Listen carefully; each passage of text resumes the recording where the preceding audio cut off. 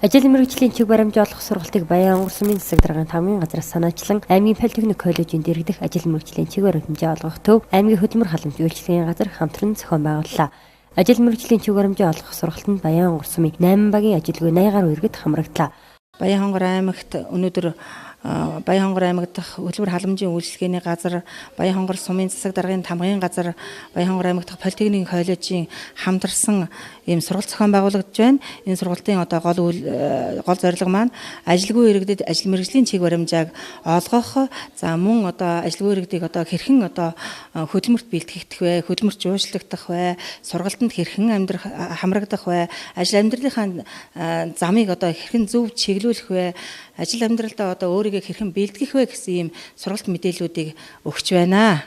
Манай политехник коллежинд иргэдэг ажил мэргэжлийн чиг баримжаа олгох төвд бүлгийн болон ганцаарчилсан сургалт зөвлөгөө мэдээллийг өгдөг байгаа. Мөн хөдөлмөр халамж үйлчилгээний газарт бас ганцаарчилсан зөвлөгөө мэдээллийг өгдөг байгаа. Энэ хүмүүсийг бол мэдээллээр хангах, дараагийн өөрийнхөө мэргэжлэр ажиллах боломжгүй бол өөр мэргэжилд хэрхэн хөрвөн шилжиж ажиллах вэ? Насны хязгааргүйгээр яаж хэрхэн суралцах вэ? Цаашид ажлын байранд хэрхэн зуучлагдах вэ? Зарим хүмүүсийг ч бас зуучилдаг байгаа. Ингээд зуучлалын мэргэжилтэнтэйгээ хамтраад бид нэр ийм үйл ажиллагааг ер нь бол зохион байгуулдаг. Баян онгор аймгийн хэмжээнд бол энэ ажил мэргэжлийн чиг баримжаа олгох үйлчилгээг одоогийн байдлаар бол нэг 30 мянга гаруй хүнд хүргээд байна. Эндээ бол дийлэнх хувийг мэргэжлээ зөв сонгох гэдэг утгаараа бол ерөнхий боловсролын дунд сургуулийн ахлах болон төгсөх ангийн сурагчид хамрагдаад байна.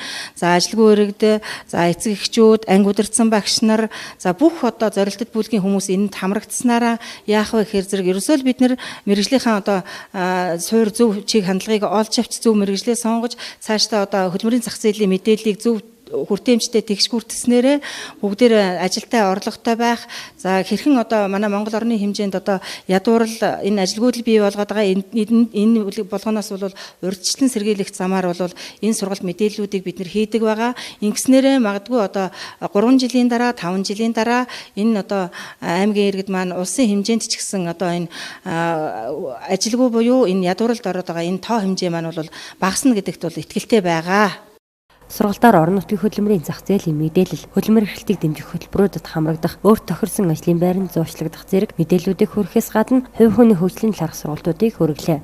Тухайлбал өөрт тулгамдж буй асуудал, стрессээ даван туулах, өөрийн үнц нь үнэлэмжээ тодорхойлох, эерэг хандлага төлөвшүүлэх, бусадтай харилцах холбоогоо бэхжүүлэх, хүрээлэлээ өргөжүүлэх зэрэг сэдвүүдээр сургалтыг явууллаа. Хүлээгдэж буй үр дүн нь болохоор энэ ажилгүй иргэд маань өөрийнхөө мэргэжлэр цаашдаа яаж ажилтай болох боломж байна. Хэрвээ өөрийнх нь мэргэжил цаашдаа ажилд орох боломжгүй бол өөр ямар мэргэжлэр ажил олох боломж байна. Төрөөс хэрэгжүүлж байгаа хөдөлмөрийн эрхлэлтийг дэмжих ямар хөтөлбөрт өөрөө хамрагдах боломж байна. Мөн сум хөгжүүлэх сан болон жижиг дунд үйлдвэрийг дэмжих сан зэрэг төрөөс олгож байгаа ажлын байрыг нэмэгдүүлэх ямар хөтөлбөрт хамрагдаж ажлын байртай болох боломж байна гэсэн мэдээллийг авах боломж бүрдэж байгаа юм аа. Баян онгор сумын хэмжээнд ажил хөдлийн төвшин 38.8% буюу 7100 гаруй ажилгүй иргэд байна. Эдгээр иргэдийг ажилтан орлоготой болгох үүднээс сургалт явуулах, өөрсдийнх нь эзэмсэн мэргэжлээр ажиллах боломжгүй бол цаашид өөр чиглэлээр ажиллах зэрэг зөвлөгөө мэдээллүүдийг тухайн байгууллагын зүгээс тогтмол өгч ажиллаж байна. Сайн байцгаана уу энэ өдрийн мэндийг хүргэе. Энэ сургалтын сууснараа ажил мэргэжлийн чиг баримжаа олох сургалтын сууснараа ямар даваа талтай вэ гэхэд их юм бол хувь хүн бид нар залуу хүн учраас ажилгүйдлийн байр их байгаа учраас ажилгүйдлийн байрыг цөөрүүлэхэд тулд энэ хүү сургалтыг зохион байгуулж байгаа гэж ойлгож байна. Тэгээд би 2013-аас 2014 онд политехникийн коллежид сурч ирсэн. Месут байхад нь тэгээд тэрнээс хойш 3 жил өнгөрөхөд заслын улирлын чанартай ажил учраас өвөлдөө авал ажиллахгүй байдаг. Хавар намар явах уу ажилтай. Тийм болохоор сургалтаа улам цааш нь дэлгэрүүлээ сураад мэргэжлээ дээшлүүлж болох юм байна гэсэн ойлголтыг авлаа сургалтын дээрээс. Мөн бас иргэн буцалтай зээл гэж байдığım байна. Зээл нь хамрагдаж болох юм байна. 3 сая ба түүнээс дээш төгрөгийн зээлийг авч болох юм байна гэсэн тиймэрхүү юм ойлгож авлаа.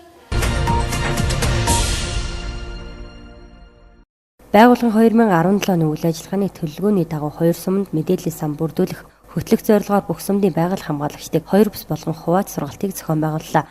Хангаан бүсийн сургалт 10 дугаар сарын 12-ноос 14-ний өдрүүдэд Хүрээ Марал суманд, Говийн бүсийн сургалт энэ суманд 10 дугаар сарын 19-ноос 21-ний өдрүүдэд тус бүр амжилттай зохион байгуулагдлаа. Сургалтын газрын мэргэжилтнүүд өөр өөрсдийн чиг үүргийн хүрээнд мэдээ тайлан ирүүлэх, бэлтгэх, байгаль орчны мэдээллийн сан, статистик мэдээ бүрдүүлэх асуудал, амтны мэдээллийн сан бүрдүүлэх, ажиглах арга, улсын усны мэдээллийн сан бүрдүүлэх, үзүүлэлт хөтлөх журам, хог хаягдал химийн хорт бодисын мэдээллийн сан, ой мэдээллийн сан бүрдүүлэх маягт хөдөлмөрийн тухай хууль зэрэг сэдвүүдээр сургалтыг зохион явууллаа. Мөн энэхүү сургалтын үеэр Монгол улсын ерөнхийлөгчийн зарилгаар бүх нийтээр мод тарих өдөр 10 дугаар сарын 14-ний өдөр байгаль орчин аян жуулчлалын газрын хамт олон хүрээ марал суманд 27 ширхэг үдээсийг сумын засаг даргын хамгийн газартай хамтран тарьж суулгалаа. Жин сум зохион байгуулагдсан 10 дугаар сарын 19-ноос 21-ний өдрүүдийн сургалтын үеэр байгаль орчны үйл ажиллагааг дэмжиж идэг санаачлагтай оролцдог Жин сумын дунд сургуулийн 4 ангийн хүүхдүүд эко бүлэг анги болох хүсэлтэй байгаагаа илэрхийлж байгаль орчны талаар эко бүлгийн үйл ажиллагааны талаар мэдээлэл аван байгаль дээлтэй эко бүлэг болсонд байгаль орчин аялал жуулчлалын газрын дарга хамт олонны зүгээс цаашдын байгаль хамгаалах үйлсэд уран зориг хайрлаж гарын бэлэг гардууллаа. Мөн сургалтаар сумдын өөрсдийн сум орон нутагт байгаль орчны чиглэлээр хэрэгжүүлж буй ажлуудаа танилцуулахаас гадна цаашид хийж хэрэгжүүлэх ажлын төлөвлөгөөг танилцуулж хамтын ажиллагаагаа өргөжүүлж ажиллахаар боллоо. Бууцаан сум нь 1924 онд байгуулагдсан 93 жилийн түүхтэй 3462 хүн ам 370 мянган толгой малтай бүсийн төв сум юм. Тус сумын хогийн төвлөрсөн цэг нь 2 км урттай 300 м өргөнтэй 60 га талбайг хамран дарсан байна. Нарангийн 5 дугаар багийн нутаг Андагийн дэнжээ эвдэрсэн 2 га талбайд холбогдох хууль тогтоомж 4 журмын хүрээнд аймгийн засаг даргатай байгуулсан нөхөн сэргээлтийн гэрээний дагуу Эрдэнэ хулган компани нөхөн сэргээлтийг хийж байна. Бууцаан сумын хогийн төвлөрсөн цэгийн 60 га талбайн хог хаягдлыг Эрдэнэ булган компани нь нийгмийн хариуцлагынхаа хүрээнд тээвэрлэх, дарж боловчлох ажлыг 2 экскаватор, 3 ковш, 4 автосонсмол зэрэг техник ашиглан богино хугацаанд хийж гүйцэтгэхээр 2 ээлжийн ажилчтай 24 цагаар ажиллаж байна. Одоогоор хог хаягдaltaй 60 га талбайн 30% цэвэрлэгдсэн байна. Мөн шинэ хогийн цэг байгуулах хайс хамгаалалтай болох ажлыг хариуцсан 3 ширхэг карьер ухаад байна. Ажлын явц гүйцэтгэлд орон нутгийн удирдлага, багийн засаг дарга, байгаль орчны хяналтын улсын байцаагч, байгаль хамгаалагч, иргэдийн төлөөллүүд, тогтмол хяналт тавин чиглүүлэгч хамтран ажиллаж байна. За Бууцаан суманд маань одоо олон жил хөрөнгөлөгдсөн хог хаягдлыг цэгцлэх, хогийн цэгийг одоо багасгах, дарж булшлах ийм ажил хийж байгаа. Тэгээд манай энэ хог хаягдлыг дарж булшлах, хогийн цэгийг одоо талбайг багасгах. Манай энэ хогийн цэг бол одоо уртаашаа 2 км, өргөөшөө 300 м ингээд нийт 60 га талбайг эзэлсэн ийм том талбай эзэлсэн хогийн цэг байсан. Энэ хогийн цэгийг одоо багасгаж одоо Баян-Хонгор аймгаас одоо Эрдэнэ хулган компани одоо нийгмийн хариуцлагын хүрээнд бас ингэж хийж хэрэгжүүлж байгаад нь бас Эрдэнэ хулган компани удирдлагууд хамт олонд бас талархал илэрхийлье. Ингээд манай Бууцаан сумын засаг даргын хамгийн газар одоо Эрдэнэ хулган компани хамтран одоо энэ хогийн цэгийг дарж булшлах олон жил одоо бас хогийг одоо хөрвүүлэх энэ карьерийг ингэж ухаж ингэж янзалж хийгдэж байна. Орон нутаг хөгжлийн сангийн 28 сая төгрөгийн хөрөнгөөр 2017 онд Хятад улсад үйлдвэрлэсэн хог тээврийн өөрөө буулгагч Кама автомашин худалдан авсан бөгөөд сумын засаг даргын 2017 оны 1-р сарын 3-ны өдрийн Б-4 тооц цахимжаар хог тээврийн алба байгуулан ажиллаж байна. Тус албан нь жолооч, ачигч, нийтийн эзэмшлийн талбайн цэвэрлэгч гэсэн 4 оронтойгоор үйл ажиллагаагаа явуулж байна. Сумд бол одоо хог тээврийн алба гэдэг 4 хүний бүрэлдэхүүнтэй алба байгуулагдсан байгаа. Хог тээврийн автомашинтай өөрөө буулгагч автомашинтай болсон. Хогийнхаа 60 га талбай хамрагдсан энэ хогийнхаа цэгийг одоо янзлж зэгсдэг ажлууд бол одоо хийгдэж байгаа. Шинээр хогийн төвлөрсөн цэг бол цэг байгуулж байгаа. Хогийн төвлөрсөн цэг бол одоо 3 карьер үүсгээд байгуулсан. Одоо гадуур нь хайс хамгаалалт бол татаад бүрэн хайс хамгаалалттай болох чинь камержуулалттай ажил бол хийгдэж чинь. Ерөнхийдөө энэ сумд бол хогны тээвэрлэлт, хог хаягдал тээвэрлэлт асуудал бол зэгцлэгдэж байгаа.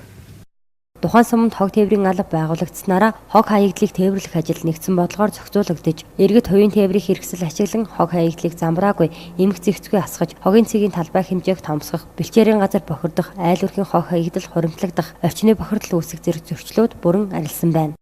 За нийт 60 га талбайн хогийг цэвэрлэж нэг газар төвлөрүүлж, тэгээ ачиж аваачиж, овоолж нэг газар төвлөрүүлж болж байгаа.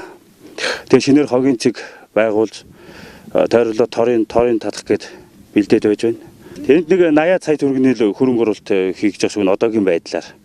Тэг ерөнхийдөө төсөөлсөн явж байгаа. Тэгээд тэрнээс дээшээ гарах нь доош орох нь өстэй мэдэхгүй. Гэтэл 80 саяар яг төсөвлөгдөөд одоогийн ажил нь явагдаж байгаа.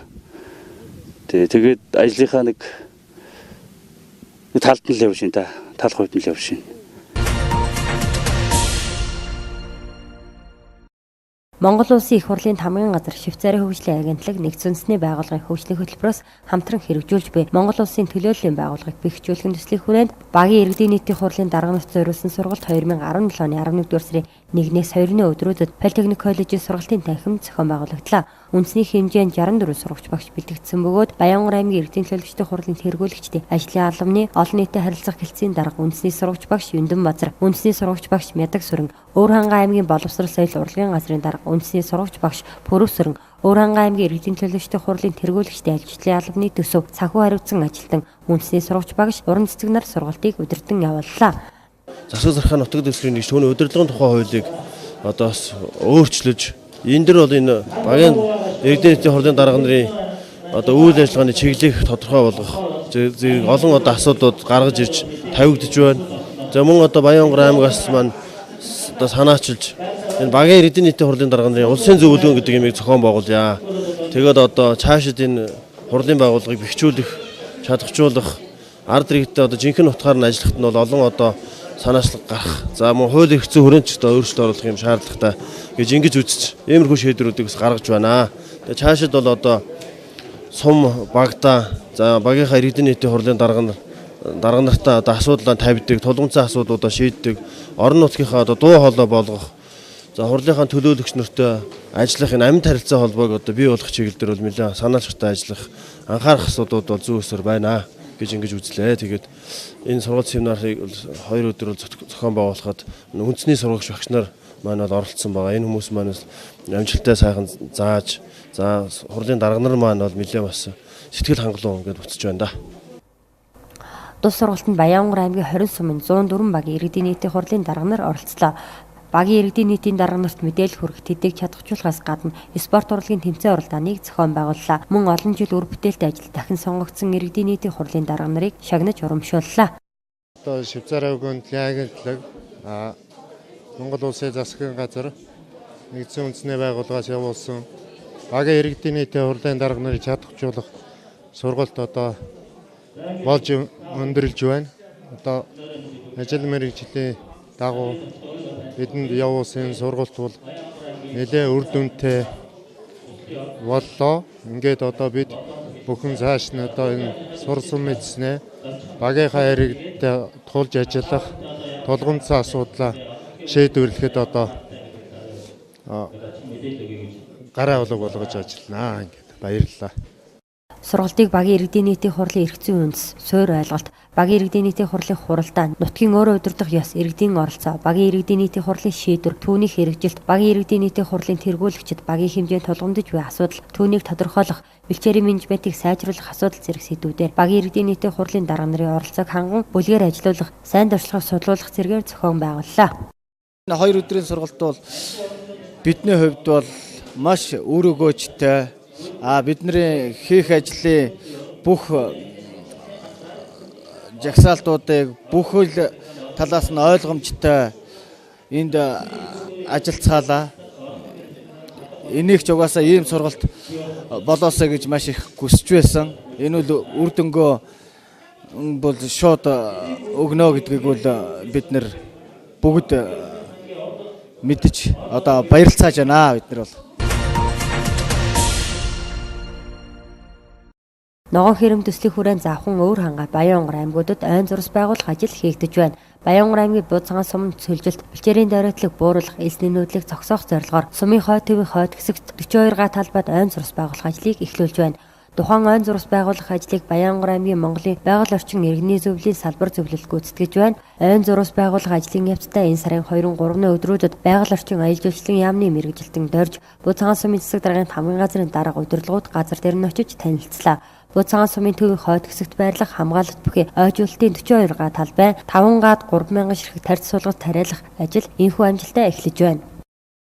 Бууцхан суманд ногоон зурвас байгуулах, ойжуулах одоо ийм ажлыг зохион байгуулж энэ 2017 онд бол Бууцхан сум маань өөрөө орон нутгийн хөгжлийн сангаар 7 сая гаруй төгрөгийн хөртгөөр бол 1000 гаруй улаас хайлаасыг ингэж тарьсан байгаа.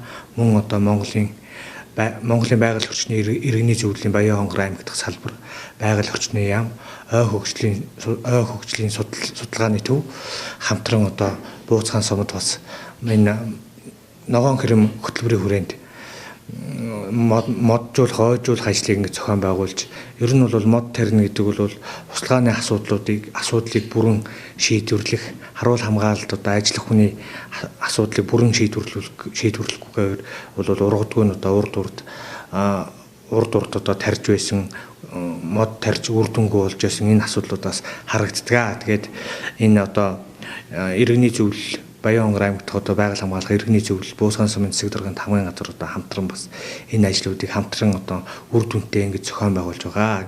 Ер нь бол мод тарихад бол яг услгааныхаа асуудлыг бүрэн шийдвэрлэхгүйгээр бол мод тарина гэдэг худлаа. Дараач нь бол хайс хамгаалтын асуудал тэгээд бас ойжуулагч одоо ажиллаж байгаа хүмүүсийн асуудлыг шийдэхгүйгээр бол мод тарина гэдэг ажил бол явахгүй байгаа. Ингээд энэ жил бол харин яг энэ иргэний зөвлөлтөйгээ хамтраад услгааны асуудал ажиллаж байгаа хүнийг бас дадлагжуулж мэрэгшүүлэх асуудал дээр нэлээд бас төлөвлөгөө хамтарч ажилласан. Сургалтч өдрөө өгсөн. Сургалт одоо мод тарих арчлах сургалтуудыг бас иргэний зөвлөл маань бас Бууцхан сумын иргэд одоо мод тарих сонирхолтой залуучууд иргэдэд ингээд сургалт явуулж дэмжлэг үзүүлж ажиллаж байна.